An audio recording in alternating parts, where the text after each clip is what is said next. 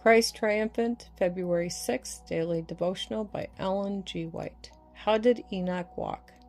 Open thou mine eyes, that I may behold wondrous things out of thy law. Psalms 119, verse 18. Could your eyes be opened, you would see not only good angels who are trying to impress hearts, but you would see also evil angels who are seeking to make of none effect the message of truth God has in mercy sent. While we are in this world, we are not safe unless our petitions are continually ascending to the God of heaven, that he will keep us unspotted from the corruptions of the world. Our Savior has told us what would be in these last days. Iniquity would abound, but the souls that are open to the influence of the Spirit of God will receive strength to withstand the corruptions of this degenerate age. Enoch walked with God 300 years previous to his translation to heaven, and the state of the world was not then more favorable for the perfection of Christian character than it is today. And how did Enoch walk with God? He educated his mind and heart to ever feel that he was in the presence of God. And when in perplexity, his prayers would ascend to God to keep him. He refused to take any course that would offend his God. He kept the Lord continually before him. He would pray, "Teach me thy way, that I may not err. What is thy pleasure concerning me? What shall I do to honor thee, my God?" We want to pray with David.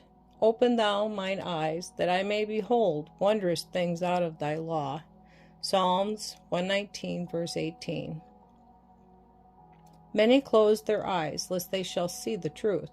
They do not want to see the defects in their life and character, and they are disturbed if you mention anything about God's law.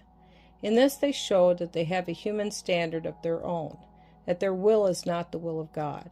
We want that you should not be deceived by Satan, the first great adversary of God's law. We want to bear in mind that God's law is the only standard by which he will judge us. In the beginning, God said, "Let us make man in our image, after our likeness."